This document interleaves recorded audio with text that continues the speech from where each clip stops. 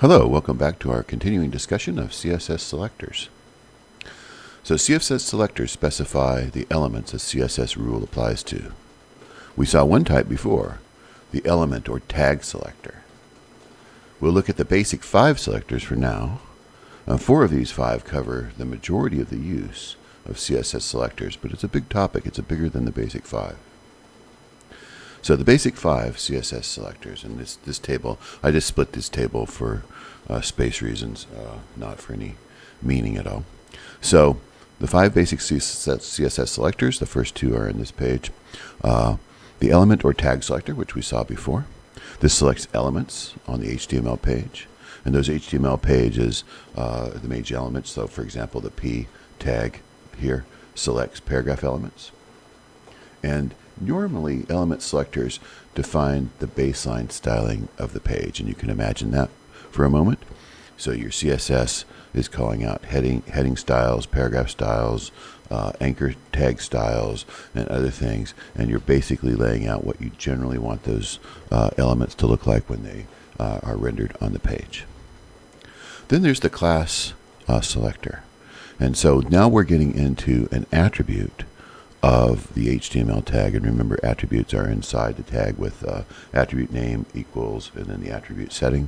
There's a class attribute, and the selector type here matches elements with a matching class attribute. So for example, in the CSS you put a dot before class selector, and that differentiates it from the tag selector, the character at the beginning, and that's the only thing that differentiates it in terms of the syntax of the CSS. So dot editor note, for example, selects all elements with the class dot editor note attribute. So that CSS would be calling out every element that had that element set in a class. Since the class attribute can only be added to any element, this can be used to apply the same style to multiple element types. Okay. The next selector type we want to discuss is the ID selector type, and that matches elements with a matching ID attribute. And there, the special character that you begin the tag with is the hashtag or the pound sign. Pound sign, primary phone number. Selects all elements with the ID primary phone number attribute. Now when I say all element here, according to the strict rules of HTML, the ID attribute should be unique to one element of the page. This is used sparingly. It's functionally the equivalent of an inline style. The reason why it's used sparingly is because CSS should really be calling out general rules for the look of the page, and an ID should properly only be on one element of the page. So it's generally not the best for CSS, but occasionally it does come into play if you want to call out something very specific about an element on the page. Most of the time, IDs are used by JavaScript, which is a third topic of our front-end discussions, to call out specific elements. And JavaScript is the coding of the page, and it's going to want to call out individual elements most of the time, where CSS is going to mostly call out tags or classes. So the attribute selector type. This selects elements with a specific attribute. So for example, the image tag with a source attribute. So remember, the source attribute specifies the path to the image. So in this case, this would select an image. This type of tag would select an image with elements with a source attribute. Now the attribute value could be anything. That's not specified here. It can be. If you do source equals and then put in quotes the specific setting of this attribute, then the CSS will only select elements with that attribute of a certain setting. So this narrows the element selector to those with a specific attribute. You don't see these very often. Then there's another selector type called the pseudo class.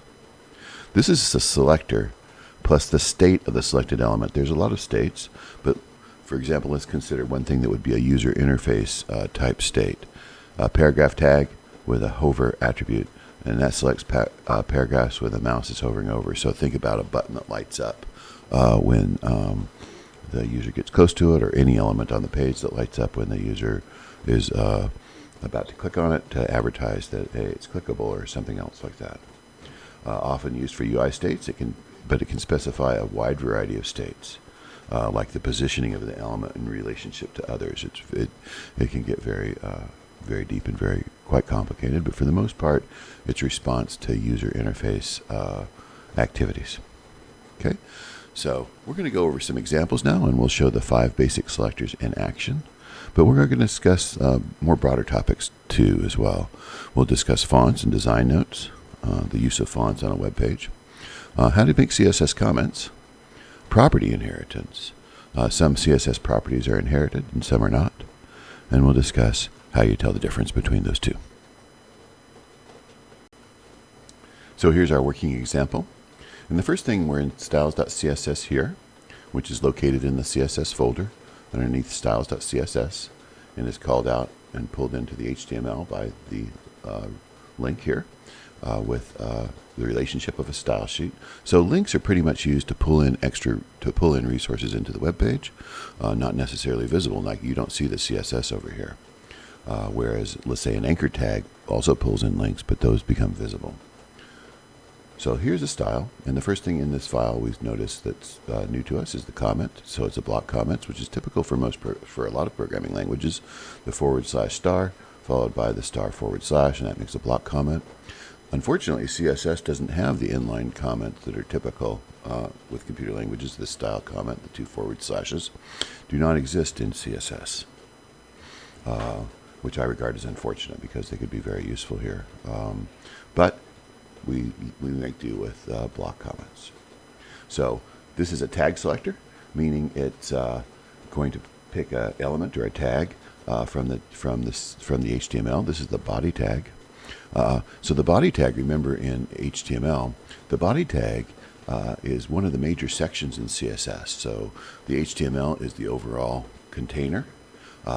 Then within it has 2 major containers, the head and the body. And then there's containers underneath that. So keep in mind, HTML tags are very much a containment relationship, like a nesting doll. So they don't overlap. You can't start one tag before ending another, but they have to be completely contained in one another. So imagine this nesting doll situation. This is body tag, the major tag for the body of the HTML that's visible, that gets rendered in the browser. And here it is over here, the body tag. So font family is inherited. So when I specify this font family, and we'll get to this in a second, the nested HTML elements will use the Arial font. It's inherited on all the way down. So HTML is a nested structure, as I pointed out. And here's how the font family is specified. So you go, I'm going to call out Arial, Helvetica, and then sans serif. Now you might think that this is specific to general, and it is that way a little bit because this ends up to be the most generic. The end is the most generic version of the font. That is a sans serif font. But really, this is Arial and Helvetica are kind of at the same level. Arial is the name for this font on a Windows machine typically, and Helvetica would be used for a similar font on Macs. So Arial, Helvetica, and then fall back finally to sans serif if those 2 fonts are not found on the system. So a sans serif font is a font that doesn't have little feet on the end of at the end of each individual letter. And we'll talk more about sans serif fonts in our next discussion. So right now I'm going to close this off, and we'll continue to discuss the font family in the next lecture.